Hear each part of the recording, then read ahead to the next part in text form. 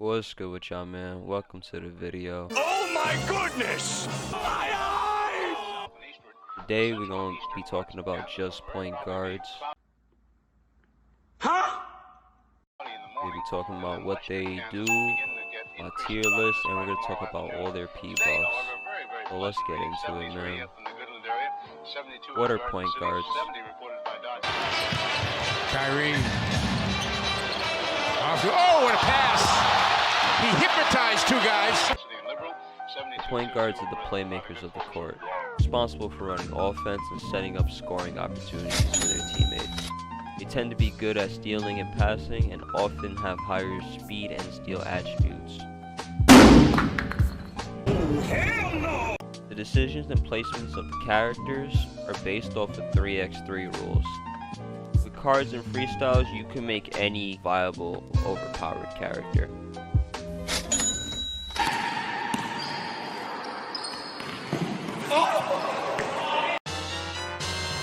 Hey, listen!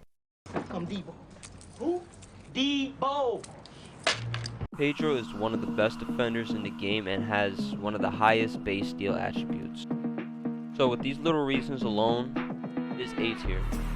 He's just too viable a defender, and even throughout the countless nerfs, he still remains meta. Next we have Sydney. Curry!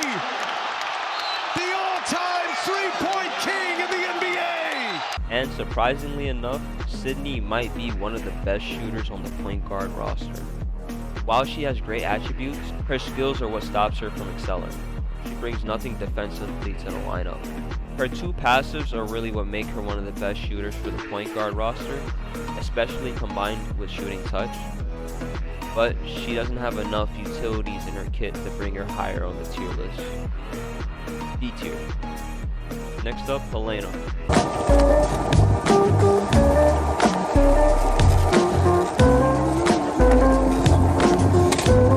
She has similar attributes to Sydney and mostly excels in the same spots.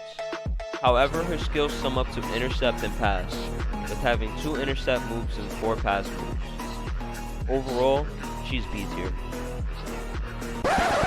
As we continue this list, we will be talking about DLC characters.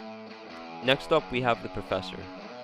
If you don't know him, look him up on YouTube. The Professor has a good amount of offensive skills, which gives him a great offensive skill kit. But he doesn't bring anything defensively to the lineup. B tier. Next up, we have Little Fox. Look who ain't dead, yo! I ain't the only one. What you talking about? Your boy's fucked up, Kev. My pops is still alive.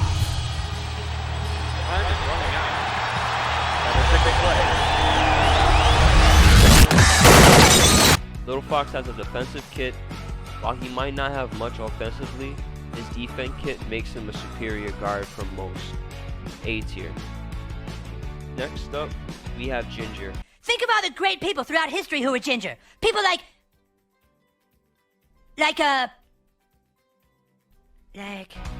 For her skills, she has options. This makes her utility very versatile, giving her options to be a defensive guard, an offensive threat, or a decent playmaker. Overall, she has a very versatile kit, but doesn't truly excel. C tier. Next up, we have Mika. The money real long. I'm taking her phone. I'm giving it back. They be really strong. Her kit isn't the best with 1 dribble moves and 4 other pass skills, but the highlight of her kit is hands down her alley-oop pass double clutch. Overall, Mika comes down to a DLC Helena, another support character but without the defense this time. D tier. Next up, we have Layla.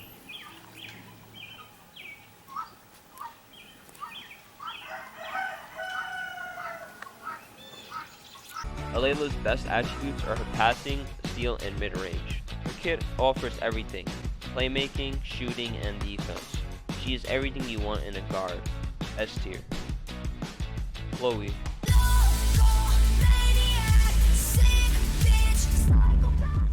Her highest attributes are her mid-range, 3-pointer, steals, speed, and stamina stats.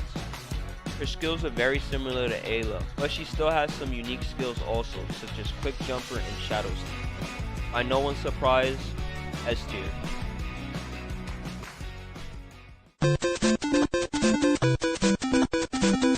Position buffs are buffs that could be applied to every character in that position. You get 4 characters to pick for your position buffs. You unlock your second buff whenever you prestige 5 your character. Here's all the buffs that you can get for point guards. You're allowed to pick 4 of these characters and 2 buffs out of each category. Even though I don't have my Pedro lined up in these position buffs, he still receives the buffs. So always keep that in mind when choosing your position buffs. That's all to the video.